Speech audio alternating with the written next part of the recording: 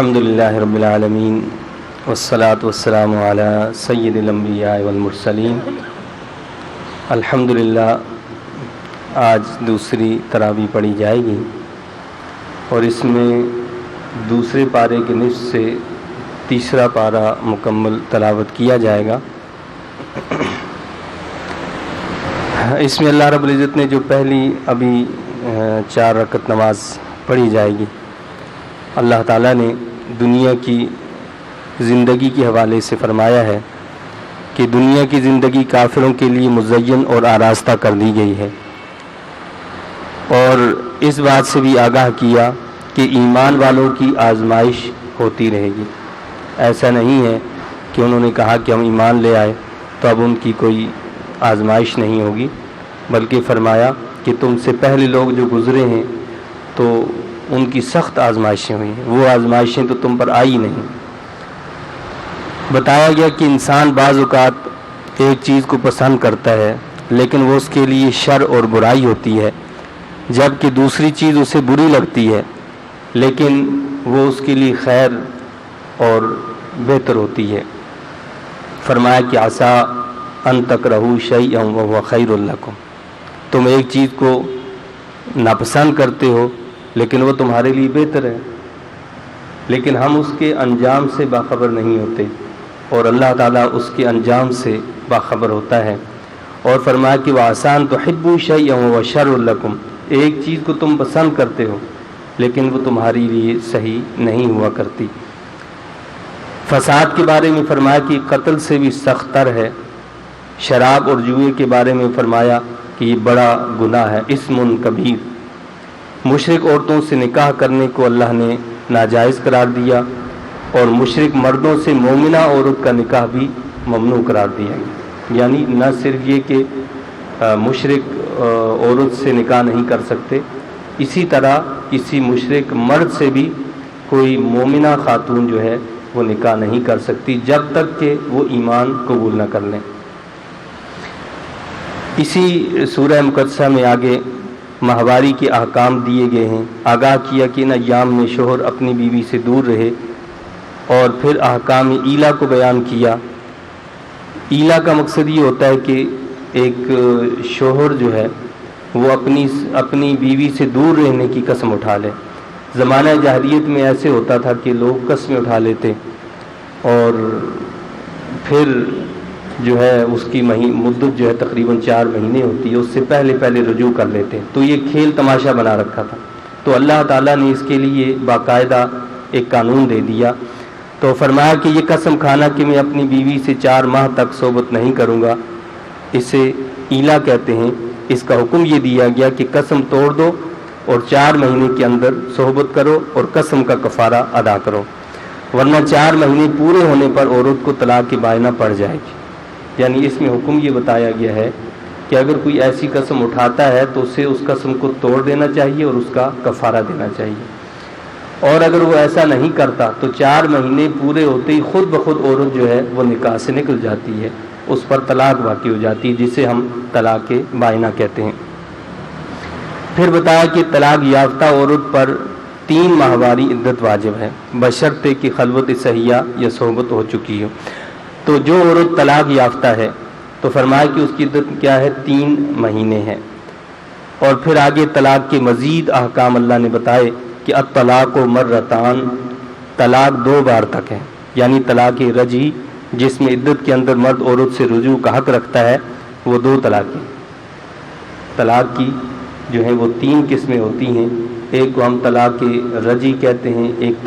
طلاق بائنہ ہے اور ایک طلاق مغلظہ ہے۔ تو جو صریح طلاق ہوتی ہے عموماً وہ طلاق رجعی ہوتی ہے، یعنی جس میں طلاق کے الفاظ استعمال کیے جاتے ہیں، اور جو کنایتاً طلاق دی جاتی ہے تو وہ کنایتاً دی جانے والی طلاق جو ہوتی ہے وہ اکثر جو ہوتی ہے وہ بائنہ ہی ہوتی ہے۔ یعنی بائنہ کا مطلب یہ ہوتا ہے کہ عورت فوری طور پر نکاح سے خارج ہو جاتی ہے، اور اب اگر وہ میاں بیوی دوبارہ زندگی ایک ساتھ گزارنا چاہتے ہیں تو جدید نکاح کی ضرورت ہوتی ہے، جبکہ طلاق رجعی میں عدت کے اندر جو ہے مرد وہ رجوع کر سکتا ہے۔ تو بتایا یہ گیا کہ طلاق رجعی سری ہوتی ہے، اور طلاق کی کنایہ اکثر جو ہوتی ہے وہ بائنہ ہوتی ہے، جس میں دوبارہ نکاح کرنا پڑتا ہے۔ فرمایا کہ لا یحل لکم ان تاخذوا مما آتیتموہن شیئا، تمہارے لیے یہ جائز نہیں ہے کہ جو کچھ عورتوں کو دے چکے ہو اس میں سے کچھ واپس لو۔ ہمارے معاشرے کی یہ بھی ایک بہت بڑی بلا ہے اور مشکل اور مصیبت ہے کہ جب کہیں ایسا واقعہ رونما ہو جاتا ہے، یعنی کسی عورت کو طلاق دے دی جاتی ہے، تو وہ ساری چیزیں جو ہیں وہ جو دی تھیں وہ لے لی جاتی ہیں، اور اس طرح کے مختلف جو ہے معاملات ہوتے ہیں، جبکہ اللہ تعالیٰ نے اس چیز سے منع کیا ہے کہ جب تم ایک مرتبہ ایک چیز دے چکے ہو، اور حدیث شریف میں بھی آیا ہے کہ کسی کو کوئی چیز دینے کے بعد اس سے واپس لینا ایسے ہے جیسے تھوک کر چاٹ لینا۔ آپ تھوکیں اور تھوک کر چاٹ لیں، اس کو کوئی پسند کرتا ہے؟ تو اللہ نے منع فرمایا کہ جو چیز تم نے دے دی ایک مرتبہ، تحفتاً ہدیتاً، کسی طریقے سے ہبہ کر دی، اب آپ اس کو کہو گے جی نہیں جی اب یہ مجھے یہ بھی واپس دیا جائے، فلاں بھی واپس دیا جائے، یہ ہماری چیز ہے، ہماری چیز جب تھی تو وہ آپ کے پاس تھی، جب آپ نے کسی کو دے دی تو وہ اس کی ہوگی، تو لہٰذا اس سے اللہ تعالیٰ نے روکا ہے، منع فرمایا ہے۔ اب اگلا مسئلہ یہ بتایا گیا کہ اگر عورت جو ہے اس کو شوہر نے تنگ کر دیا ہو اور وہ کیا کرے، یعنی مرد تو یہ کیا اس نے طلاق دے دی، وہ طلاق دے دیتا ہے، تو عورت کیا کرے؟ اللہ تعالیٰ نے اس کا بھی طریقہ بتایا ہے کہ اگر کوئی شوہر کوئی مرد ایسا ہے کہ جو عورت کو بہت زیادہ تنگ کرتا ہے اور وہ عورت جو ہے پریشان ہے، اس کے ساتھ گزارا نہیں کر سکتی ہے، تو رب کائنات نے فرمایا کہ اس کا طریقہ کھلا ہے۔ فرمایا کہ فلا جناح علیہما فی مفتدت بہ، دونوں پر کچھ گناہ نہیں اس میں کہ بیوی بدلہ دے کر آزادی لے لے، یعنی خلا کا مقصد یہ ہے کہ عورت جو ہوتی ہے اس کا جو مہر ہوتا ہے وہ اس کو معاف کر دے اور اس کے بدلے میں خلا لے لے، لیکن خلا میں عورت کا کام فدیہ دینا ہوتا ہے، یعنی عورت جو بدلہ دیتی ہے کہ بھائی یہ جو مہر ہے یہ لے لو اور اس کے بدلے میں مجھے طلاق دے دو۔ طلاق مرد ہی دے گا، نہ کہ حاکم یا عورت خلا میں طلاق کے بائنہ واقع ہو جاتی ہے، یعنی مقصد یہ ہے کہ طلاق جو ہوتی ہے پھر بھی وہ مرد کی طرف سے ہوتی ہے، حاکم وقت طلاق نہیں دے سکتا، اور نہ عورت کا فدیہ جو ہوتا ہے وہ کوئی طلاق بن جاتا ہے، ایسا نہیں ہوتا۔ یعنی عموماً ہمارے معاشرے میں کیا ہوتا ہے کہ ہم کورٹ میں چلے جاتے ہیں، عدالت جو ہوتی ہے وہ اپنی کارروائی کرتی ہے اور جس کا کوئی شرعی طریقہ نہیں ہوتا، اور پھر جب وہ مرد جو ہے بار بار بلانے پر نہیں آتا تو عدالت اپنی طرف سے ایک فیصلہ سنا دیتی ہے، اس سے خلا نہیں ہوا کرتا۔ خلا کا مقصد ہی یہی ہے کہ عدالت اس مرد کو اس بات کا پابند کرے کہ وہ آئے، اس کو قانونی چارہ جوئی کے ذریعے سے پکڑا جائے، اس کو لایا جائے، عدالت میں پیش کیا جائے، اور عدالت اس سے آپ پہلے تو موافقت کرے، اگر آپس میں وہ کسی طریقے سے موافقت نہیں ان کے درمیان پیدا ہو سکتی تو اس کا حل پھر یہی ہے کہ اس سے طلاق دلوائیں۔ یہ عدالت کا کام ہے، یہ قاضی کا فرض بنتا ہے، یہ جج کی ذمہ داری ہے کہ وہ اس سے طلاق دلوائے، اس سے سائن لے، تو خلا جو ہے وہ صحیح ہوگا۔ بصورت دیگر جو ہمارے یہاں رائج ہے وہ طریقہ بہرحال صحیح نہیں ہے۔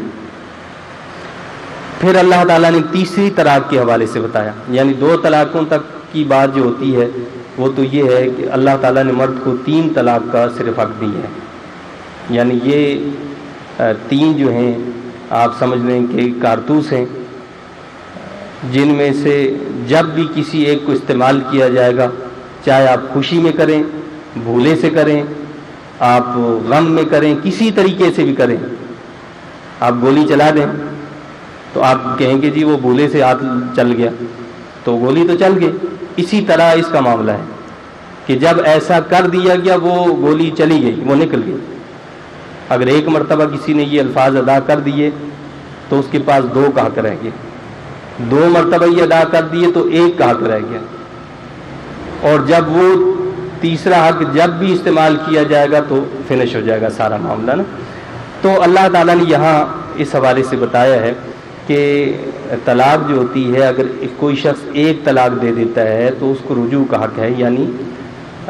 3 ماہواری کے اندر وہ شخص جو ہے اپنی بیوی سے رجوع کر سکتا ہے، اس میں کسی نئے نکاح کی ضرورت کوئی شوز معاملہ نہیں ہے، وہ آپس میں رجوع کر سکتے ہیں، وہ کہہ سکتا ہے کہ جی میں نے غلط کیا، اس قسم کے کلمات جو بھی الفاظ ہیں وہ ادا کر سکتے ہیں۔ اور اسی طرح اگر اس نے ایک اور طلاق بھی دے دی تو وہ اسی طرح کہہ سکتا ہے۔ دوسری صورت یہ کہ اگر اس کو بائنہ ہو گئی ہے، جسے ہم کنایا کہتے ہیں، کنایتاً عموماً جو طلاق دی جاتی ہے، کنایتاً کا مقصد یہ ہوتا ہے ہم ان چیزوں کا لحاظ نہیں کرتے، ہمارے معاشرے کے اندر ایک بہت بڑا وبال ہے۔ وہ کیا ہے کہ ایک شخص جو ہے وہ کہتا ہے دفع ہو جا، چلی جا، اپنے میکے چلی جا، اپنے فلاں چلی جا، یہ ہو جائے، یہ سارے کنایا کے طلاق کے الفاظ کہلاتے ہیں۔ یعنی ان کا مقصد یہ ہے کہ اگر ان میں نیت طلاق کی تھی تو جتنی طلاق کی نیت تھی اتنی طلاقیں واقع ہو جائیں گی۔ ہمارے معاشرے کا عام رواج ہے اور لوگوں کو سمجھ نہیں آتی ہے کہ وہ کیا الفاظ ادا کر رہے ہیں۔ تو یہ ایسا کھیل تماشا نہیں ہے، یہ بڑا جو ہے محتاط طریقہ ہوتا ہے، اس میں بڑا خیال رکھنا پڑتا ہے۔ لوگ پہلے جو ہے وہ ان کو پرواہ نہیں ہوتی، جب معاملہ بگڑ جاتا ہے تو پھر مولوی کے پاس دوڑتے ہیں اور کسی نہ کسی طریقے کو سے جو وہ حرام کو حلال کرانا چاہتے ہیں۔ اب آپ جو ہے حرام کو حلال کسی طریقے سے کر لیں، وہ آپ اپنے من کو تو شاید خوش کر لیں، اللہ کی ہاں بہرحال اس کی پکڑ ہوگی۔ مولوی کو آپ کچھ بھی بتا دیں، اس کو ظاہر بات ہے اس نے آپ کے الفاظ پر جو بھی کہنا ہے تو وہ کہے گا، لیکن حقیقت کیا ہے وہ اللہ جانتا ہے، اور معاملہ آخرت میں اس کے مطابق ہوگا جو حقیقت ہوگی۔ تو بائنہ میں پھر یہ ہوتا ہے کہ اگر کسی نے طلاق کی نیت سے ایسے کلمات کہے، دفع ہو جا، چلی جا، مجھے تمہاری ضرورت نہیں، وغیرہ وغیرہ، بے شمار الفاظ ہیں اس کے، تو پھر کیا ہوگا، وہ طلاق بائنہ ہو جائے گی اور اس میں نئے نکاح کی ضرورت ہوتی ہے۔ یعنی آپ نیا نکاح کریں اور نیا مہر رکھیں۔ اب اگر اس نے ایک بائنہ کی نیت کی تھی تو ایک واقع ہوگی، 2 کی نیت کی تھی تو 2 واقع ہوگی، اور اگر 3 کی نیت کی تھی تو پھر تو مغلظہ ہو جائے گی، یعنی حتمی آخری ہو جائے گی۔ تو اللہ تعالیٰ نے تیسری طلاق کے حوالے سے، یعنی طلاق مغلظہ کے حوالے سے بتایا کہ تیسری طلاق کے بعد وہ عورت اس وقت تک حلال نہیں جب تک وہ کسی اور شوہر کے ساتھ نکاح نہ کرے۔ پھر اگر وہ دوسرا شوہر بھی اپنی مرضی سے طلاق دے دے تو اب عورت جو ہے وہ پہلے شوہر سے نکاح اگر کرنا چاہے وہ نکاح کر سکتی ہے۔ تو تیسری صورت میں یہ بتایا گیا ہے کہ اب وہ عورت ہمیشہ کے لیے دراصل اس مرد سے جو ہے وہ دور ہو جاتی ہے، اور ان کے لیے کوئی ایسا طریقہ نہیں ہے کہ جس سے یہ دوبارہ جمع ہو سکیں، سوائے اس کے کہ عدت گزرنے کے بعد وہ عورت پھر اپنی مرضی سے کہیں شادی کر لے، اور اگر پھر وہاں سے بھی خدا نخواستہ اس کو طلاق ہو جائے، وہاں بھی طلاق ہو جائے اور اس کے بعد اس کی عدت بھی گزار دے، اب اگر یہ پہلے شوہر سے دوبارہ جو ہے نکاح کرنا چاہے